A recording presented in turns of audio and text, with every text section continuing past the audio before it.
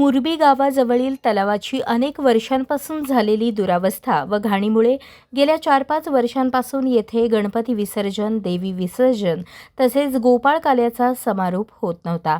त्यामुळे ग्रामस्थांना विसर्जनासाठी खाडीकडे जावे लागत होते। मात्र मुरबी गाव कमिटीचे अध्यक्ष तथा शिवसेनेचे उपतालुका प्रमुख जगदीश ठाकूर आणि ग्रामस्थांच्या सातत्यपूर्ण पाठपुराव्यामुळे तलावाची साफसफाई करण्यात आली आहे।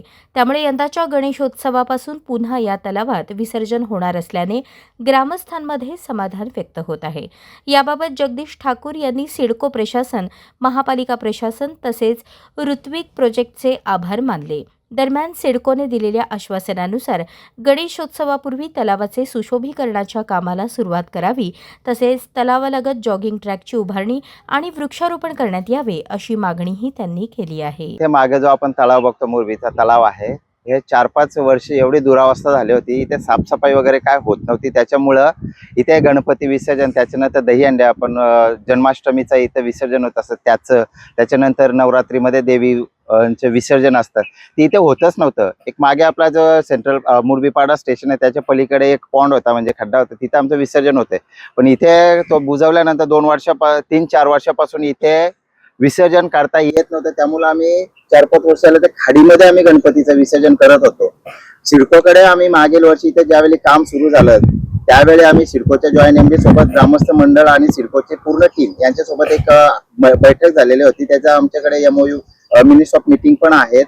त्याच्यामध्ये स्पष्ट आमच्या 3-4 मागण्या होत्या की समाज हॉल, तलाव आणि क्रिकेटचं मैदान ह्या गोष्टी देणार होत्या, परंतु काही कारणास्तव अजून त्याला डिले होत आहे।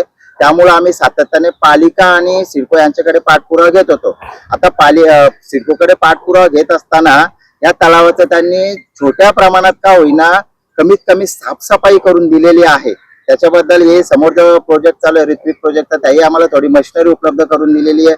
त्याच्यानंतर पालिकेने थोडीशी मशिनरी उपलब्ध करून दिल्यामुळे कमीत कमी ह्या वर्षीचं गणेश मूर्तींचं विसर्जन या तलावामध्ये होण्यासारखी स्थिती निर्माण झालेली आहे। तसं दहीकाला, आमचा गोपाळकाल्याचा आणि आपला नवरात्री उत्सवामध्ये देवींचं विसर्जनापुरती तरी परिस्थिती इथे निर्माण झालेली आहे।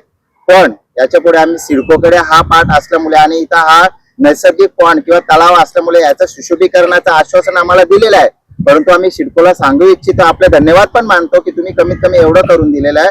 परंतु ऍटलीस्ट ह्या वर्षी तरी गणपती नंतर किंवा गणपतीच्या अगोदर इथे तलावाचं साफसफाईची किंवा सुशोभीकरणाची सुरुवात व्हावी, एवढी आम्ही ग्रामस्थांच्या वतीने मागणी करतोय।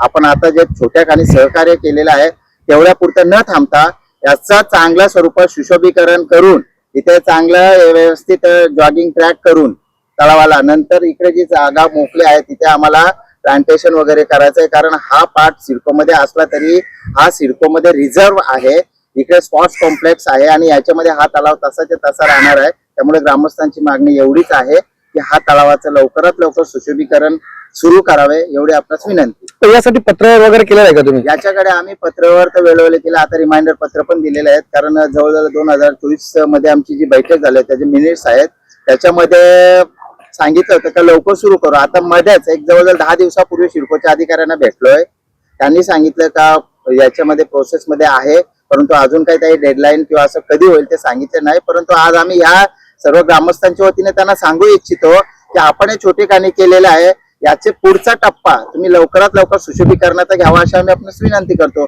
आता येत्या 1-2 दिवसात आम्ही किंवा पुढच्या सोमवार मंगळवारपर्यंत आम्ही त्यांची मीटिंग पण घेणार आहोत।